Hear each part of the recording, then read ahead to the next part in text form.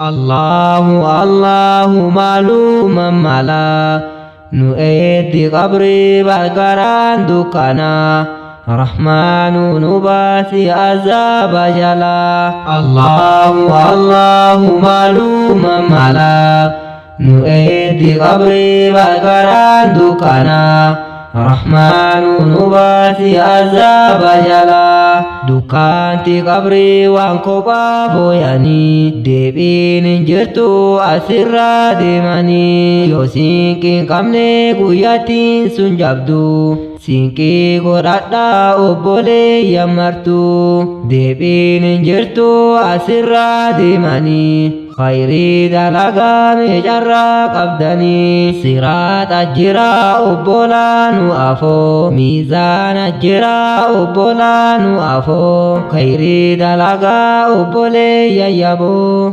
anaanan baaftu dalagaan tiyyallee namaari gooftaa sodaadhee si iyyee dirree maasharii maraan dhaabatanii yoo khayriin qabne baraan saalfatanii kitaaba jira maraafuun qoodama sharriin baay'annaan bitaadhaan kennama salaata tolchaa obboleeyyan tiyyaa salaanni bannaan nu badde akhiraan Allahu Allahu maaluman mala nu eeddi qabri bargaraan dukkana Rahmaanu nu baasi azaaba jala Allahu Allahu nu yaachisini baanun dandeenne nun baachisini Allahu Allahu siinolle bulla imaan nurraa fuute nun dhaabin qullaa Allahu Allahu mootii alama hinduutun dulloomtu akka mootii nama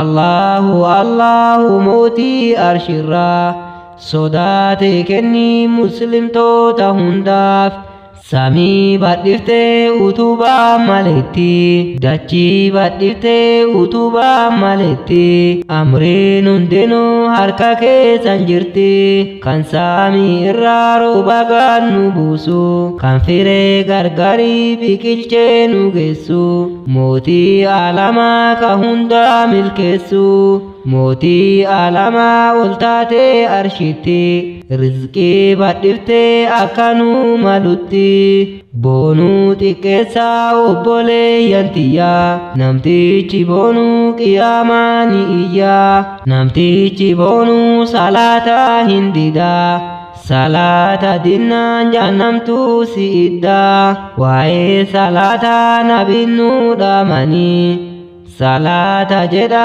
asirra deemanii Allahu Allahu maaluman mala nu eeddi qabri bargaraan dukkana Rahmaanu nu baasi azaaba jala muujiza guddaa qabanii barnabiin Jibriilin waliin barsamii koranii samii koranii rabbiin kadhatanii salata shantama shaninna deebisi irraa qeebalee barmootiin tokkochi salata shantama shaninnu deebise nabii alamaa ka rabbiin eebbise caalaa waa hundaa ka rabbiin ergate si faarsanillee rabbitu si faarse hunduu hin hafuu addunyaa irratti caalaan uumaatu hin du'e barnabiin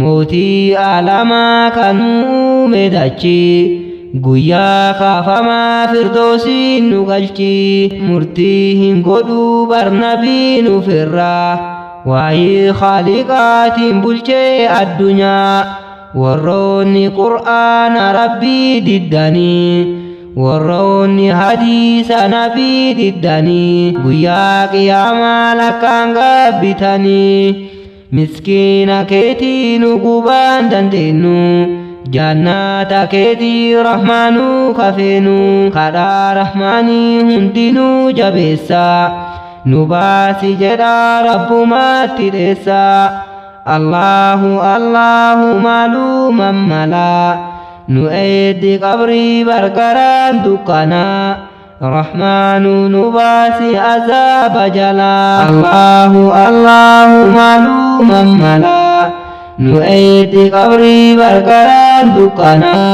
Rahmanu nubasi azab jala. Buban jannami jajjaba obbola dhagaa fi namaan ibiddi bobaya. Ragaa hin soquu barrabbiin namatti qaamuma kan kee raksiisaa walitti. Situu na beekaa dalagaa tiyyaallee namaarii gooftaa sodaadhee si iyyee. Qaamnu wal lolaa obbolaa gaafsanii khayrii jabeessaa sidha maal teettanii. Qabrii dukkanaa barkophaa dhaqanii firaa fi ollaa waa achiin qabanii. Martuu si dheessaa bar qabrii si kennaan.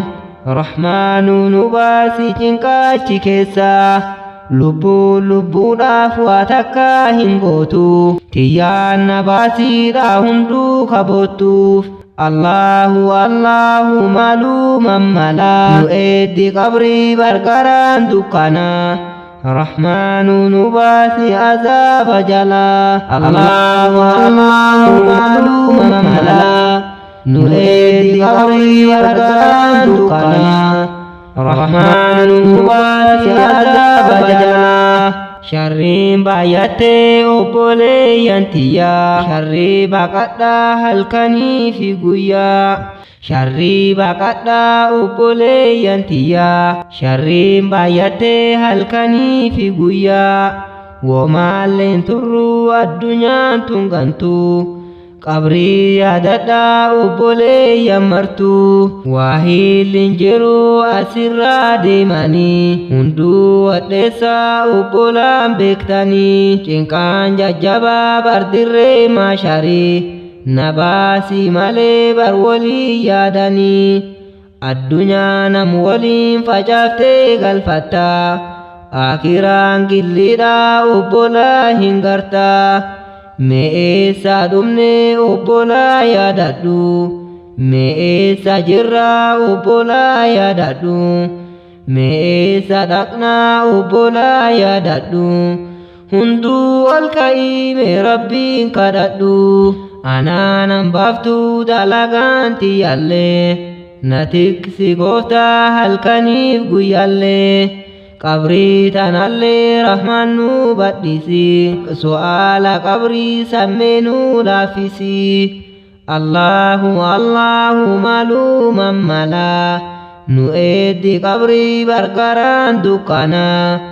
Rahmaanu nu baasi azaba jala.